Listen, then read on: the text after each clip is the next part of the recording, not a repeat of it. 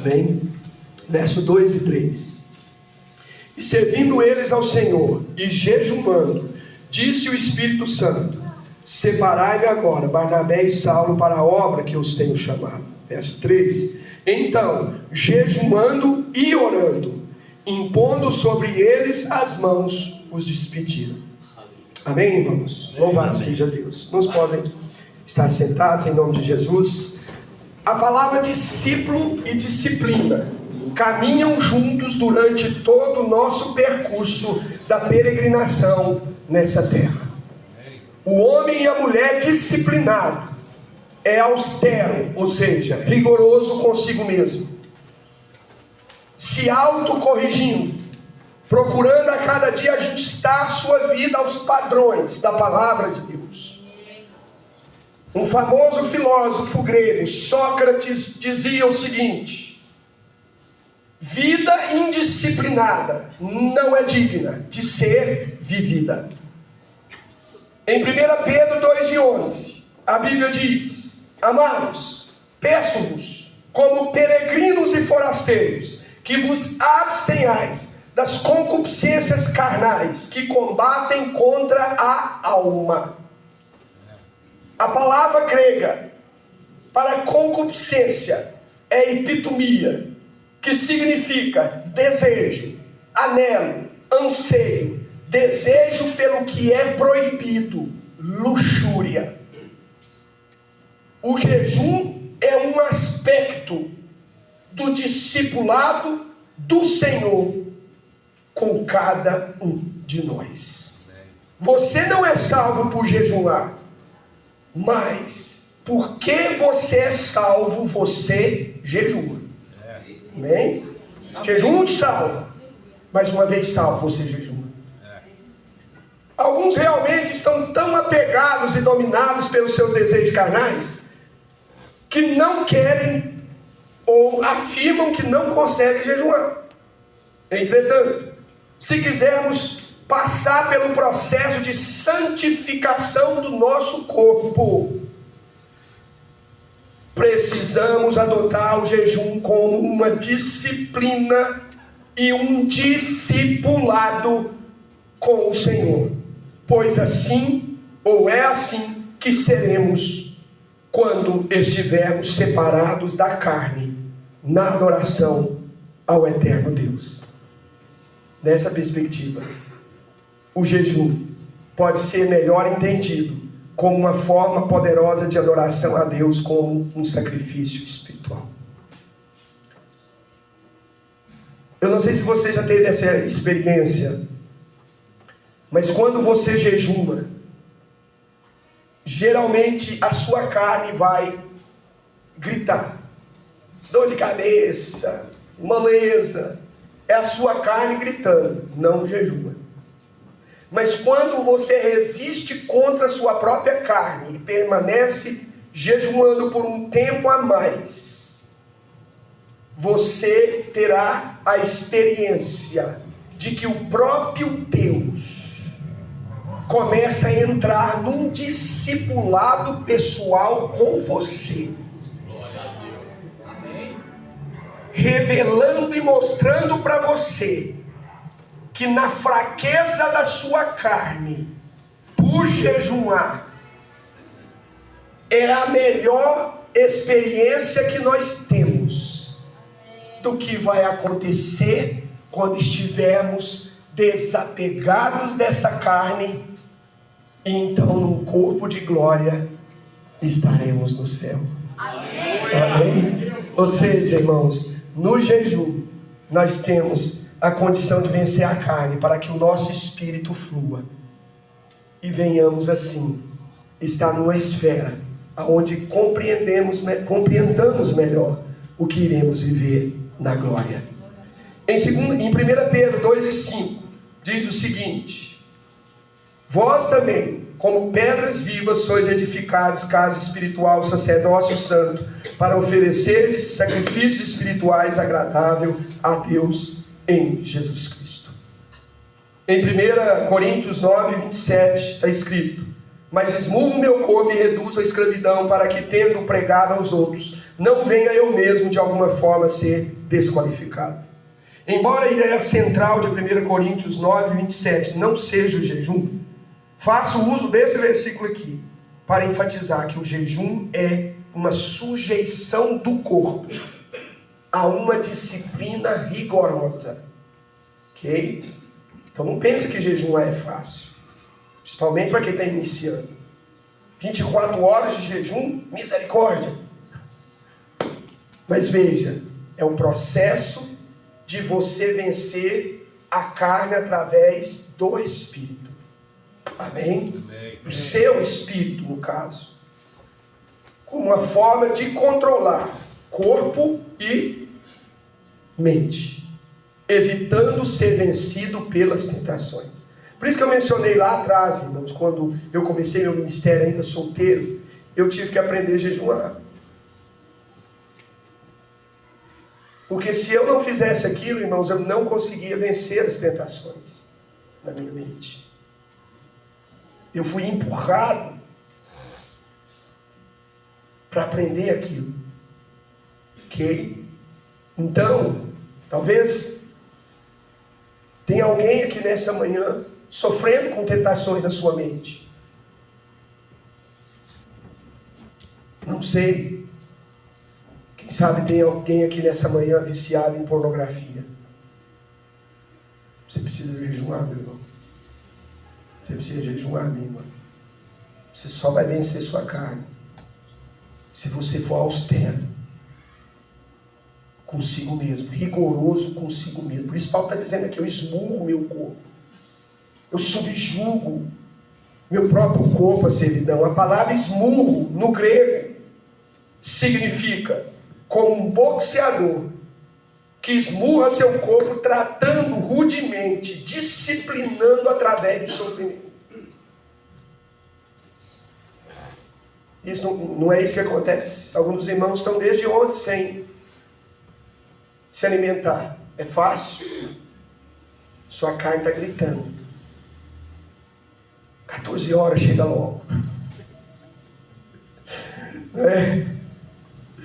Mas nós precisamos, irmãos, submeter a nossa carne à vontade do Espírito. A expressão reduzo a servidão, no grego, significa tornar-se escravo e tratar com severidade, sujeito a uma disciplina severa e rígida. Esse é o perfil apresentado por Paulo, que reflete claramente a vida de um homem que deixou de viver para si mesmo e decidiu viver crucificado por amor a Cristo. Amém? Vai dar dor de cabeça, vai dar moleza.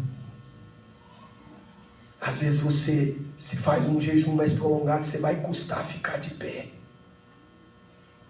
Mas é nesse estado que você está liberando o seu espírito para uma conexão maior com o Espírito de Deus.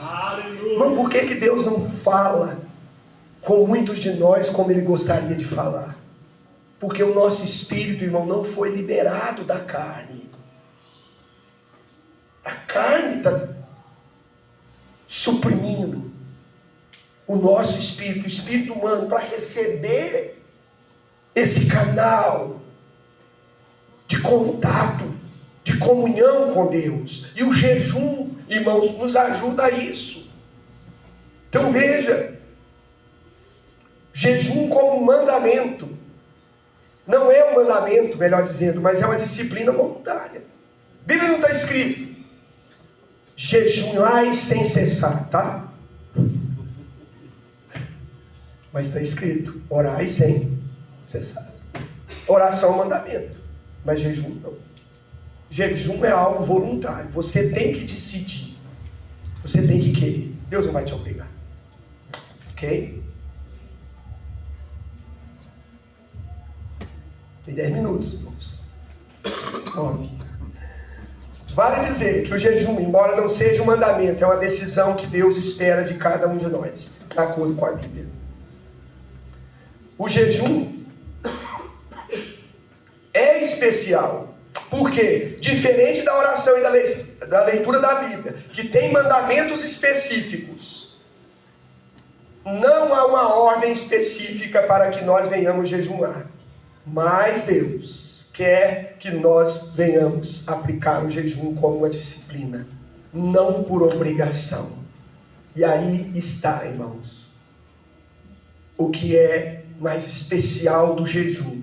É porque quando nós jejuamos, Deus está entendendo, irmãos, que é um sacrifício voluntário. Amém. Aleluia.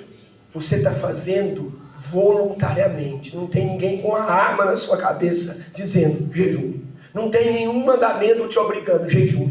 Mas você decidiu, eu vou jejuar. E Deus se agrada disso. O desejo de Deus é que essa disciplina surja a partir de um coração sincero, quebrantado, que ame e que tema a Ele, ao Senhor. Aleluia.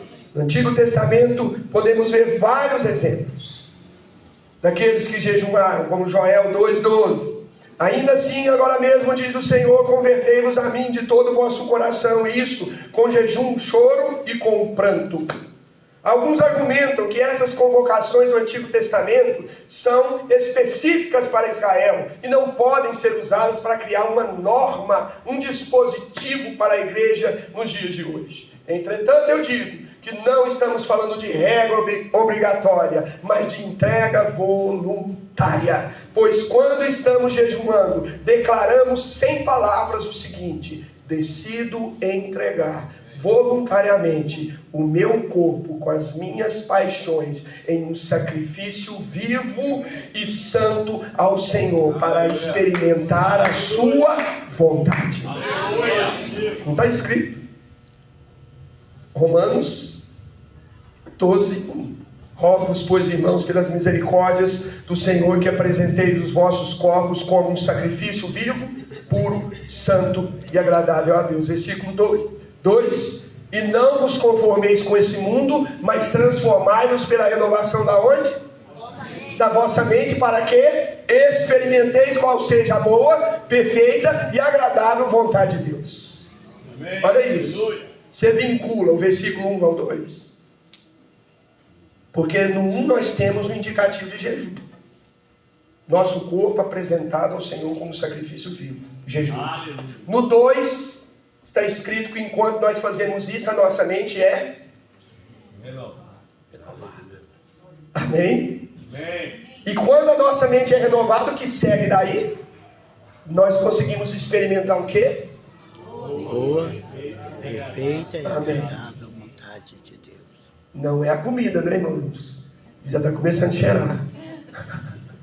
Mas nós experimentamos a boa, perfeita e agradável vontade de Deus. Isso não é maravilhoso, irmão? Aleluia. Aí o crente teimoso que não ora, que não jejuma, Deus não fala comigo. Eu tomei tal decisão, achava que era certa, mas deu errado. O que aconteceu? Você jejuou? Você orou? Você deixou o Senhor renovar a sua mente, tirando aqueles pensamentos errados, carnais da sua mente, para você experimentar a vontade de Deus? Não fez, não cumpriu o protocolo, não cumpriu o princípio da palavra de Deus. Então, irmãos, vamos parar de ser teimoso. Amém. Vamos orar e jejuar. Amém. Aleluia. Para que o nosso espírito seja liberado para ouvirmos a voz de Deus. Amém. Quem essa manhã está disposto? Amém. Glorificado seja o nome do Senhor. Há muito que eu gostaria de falar com vocês sobre jejum. Eu levaria mais 2 horas aqui.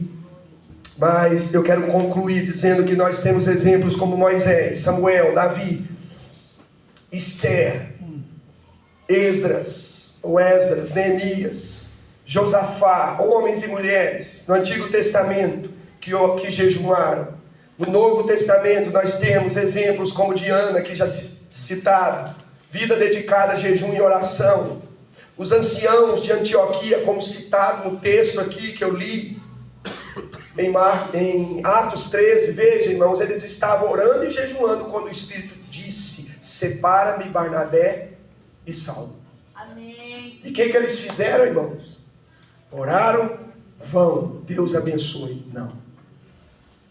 Eles jejuaram mais e oraram mais ainda. E aí chamaram e oraram por ele e os despediram para eles fazerem a obra. Veja, irmãos, 2 momentos de oração. O primeiro, e de jejum. Primeiro, onde Deus fala, estão orando e jejuando. Segundo, onde depois que Deus falou, eles continuam orando e jejuando para enviar os missionários para a obra. Olha o jejum, irmãos, o quanto que é importante, inclusive para aqueles que estão tensionando iniciar uma obra ou assumir uma igreja. É preciso jejuar e orar. Amém? Porque está na frente da batalha, irmãos, quem está na frente da obra do Senhor. E assim nós podemos ver, irmãos, que o jejum também na Bíblia pode ser entendido como um ato de contrição da alma. Nós vamos encontrar muito isso no Antigo Testamento, aquela questão de rasgar, né, as vestes, tudo aquilo ali tinha, irmãos, como objetivo que as pessoas se humilhassem diante de Deus, para que o Senhor então visse a humilhação deles e concedesse arrependimento. Isso também se chama ato de contrição, quando nós afligimos a nossa alma em busca do verdadeiro arrependimento. Mas eu estou só rolando aqui, irmãos, e avançando em alguns pontos que eu gostaria de falar. Um texto da palavra de Deus também muito conhecido, até cantado entre nós, irmãos, é 2 Crônicas 7,14. Lá está escrito: se o meu povo, que se chama pelo meu nome, se humilhar e orar e buscar a minha face, se converter dos seus maus caminhos, então eu ouvirei dos céus, perdoarei os seus pecados e sararei a sua terra. Observe, irmãos, quando a palavra de Deus está se referindo a humilhar, no contexto do Antigo Testamento, essa humilhação, geralmente, ela acontecia quando alguém jejuava. Então, no texto de 2 Crônicas, irmão, quando a Bíblia está dizendo o povo se humilhar, a Bíblia está se referindo ou indicando que o povo precisava jejuar. Amém? Jejuar. Louvado seja Deus. Glória a Deus. E aqui tem muito mais coisa, né? No Novo Testamento também, a gente tem aí a referência que eu já citei para vocês em Coríntios. Nós temos aqui também Atos 9, verso 9 e também o verso 11, que fala sobre Paulo, a conversão de Paulo. Ele tirou 3 dias, irmão, de jejum, até que Ananias fosse enviado para orar por ele e ele voltar a enxergar, porque ele estava cego. Você lembra, né, da passagem? Então ele voluntariamente, irmão, ficou ali 3 dias. E mais uma vez eu acredito, irmãos, que se Deus não enviasse Ananias naqueles 3 dias, Paulo continuava trancado naquele quarto, orando e jejuando, até que Deus desse sua resposta. Não é isso que a gente precisa, sabe? Às vezes tem problema, irmão, na sua vida que te para, te trava, porque você não jejua e não ora. E não espera uma resposta de Deus, as coisas não acontecem, irmãos. E eu quero terminar com vocês aqui, meu horário já esgotou, irmãos. Mas eu quero terminar com um exemplo que eu vivi algum tempo atrás, aí, 2017, 2018. Eu entrei, assim, num momento muito crítico, irmão, do meu ministério, devido a perseguições internas da igreja. E realmente aquilo veio para me parar. E Deus, irmão, me fez entender que Ele estava permitindo aquilo para que eu viesse a me dedicar mais à oração. Então eu firmei um propósito com Deus, irmão, desde então. Geralmente eu acordo às 4 da manhã e eu oro até às 6. Por quê? Porque geralmente 6h30 eu saio do trabalho, né? Então eu estabeleci esse propósito. Eu acordo geralmente 3h45, começo a orar às 4 e encerro às 6. E o que aconteceu, irmãos? Eu estava passando por esse problema do meu ministério, e eu estava passando por um problema também com um filho meu, o caçula, Silas. Ele não está aqui, né? E eu firmei um propósito com o Senhor. Falei: Senhor, nesse ano eu preciso de uma resposta do Senhor para essa situação. E naquele período, irmãos, eu e minha esposa tínhamos um propósito. Toda quarta-feira, que é a folga que eu tenho no meu trabalho, a gente ia para a igreja e ficava lá o dia todo.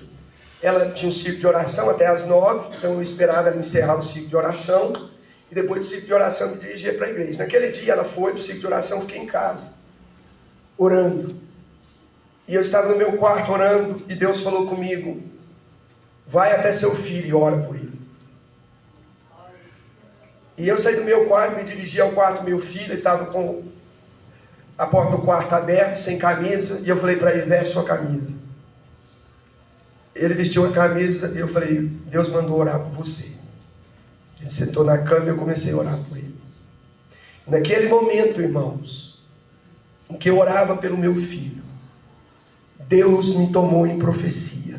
Aleluia. E foi algo tão poderoso, irmãos, que Deus falou coisas sobre o meu filho no útero da mãe dele, quando o diabo tinha preparado um laço, quando meu filho ainda estava no útero, para que ele e minha esposa morressem.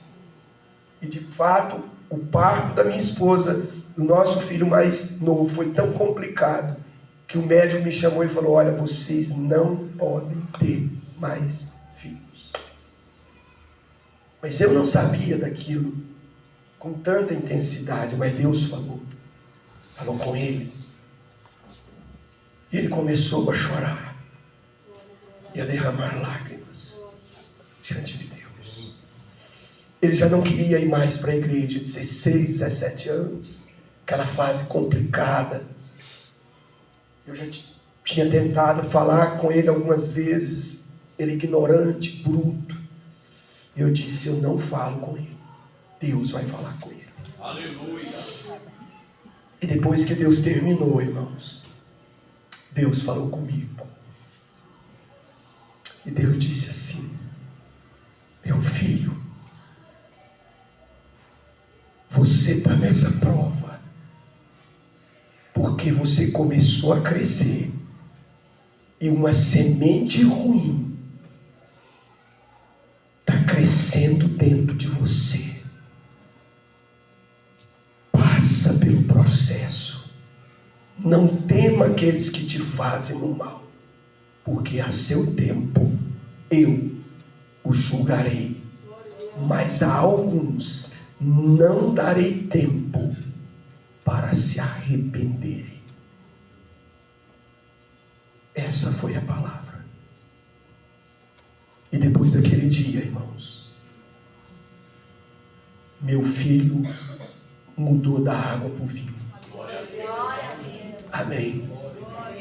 Hoje eu estou aqui, ele está lá na igreja, irmãos, ajudando, auxiliando, louvando, cantando, pregando. Se eu, na minha ignorância humana, como eu sou, irmão, como pai, fosse agir na truculência com ele, eu poderia ter perdido meu filho. Mas eu entendi, Deus precisa falar com ele. Amém. Mas para Deus falar com ele, eu precisava me colocar na brecha. Aleluia. Veja, irmão, às vezes tem uma causa que você está lutando e você não venceu. Problema no casamento, problema com o filho, problema às vezes ministerial que você está passando. Entra no compromisso com Deus. Aleluia. Eu falei isso com Deus no início do ano, dia 4, irmãos. Eu guardo sempre essa data. 4 de dezembro de 2019. Deus falou comigo sobre isso. Mas não foi só isso, irmãos. Nós temos vivido, irmãos, aproximadamente 20 anos na igreja, em que Deus constantemente Ele está usando pessoas que nós nunca vimos para trazer palavras e profecias de coisas, umas que já aconteceram, outras que estão acontecendo. Aleluia. E naquela situação que eu te disse que Deus falou, passa pela prova. Depois, irmão, Deus me deu o tempo E Deus disse para mim assim: a tua prova vai durar 7 anos. 7 anos, pastor Jorge. Dia 23 de novembro de 2024, num culto, uma irmã estava pregando e Deus usou ela para falar comigo. E Deus disse: meu filho, tua prova termina hoje. Amém.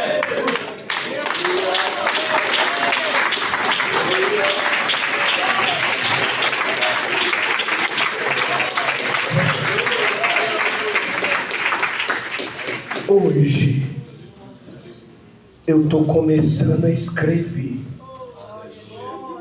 uma nova página na sua vida. Eu recebi aquela palavra, então fui para casa depois do culto. Antes de deitar, eu me ajoelhei para orar e Deus falou: pega o documento, olha a data. Eu disse: que documento? Que data? E Deus fez me lembrar do documento. E eu peguei o documento. Eu olhei a data. E qual a data era? 23/11/2017. 7 anos cravado no papel de prova. Oh, meu irmão, o que eu estou querendo dizer para você é que, por amor a Cristo, nós vamos passar por coisas que não queremos passar. Mas quando Deus fala: meu servo, minha serva, não tenta, passa pela prova. Aí nós entendemos passagens da Bíblia, como no Salmo escrito por Davi: ainda que eu ande pela região nos vales da sombra da morte, eu não temerei mal algum, porque o Senhor está comigo. A sua vara e o seu cajado me consolam.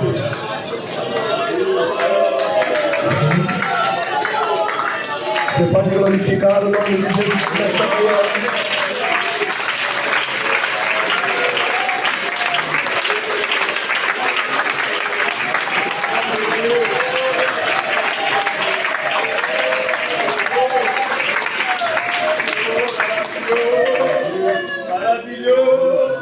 Por que eu estou falando isso para vocês?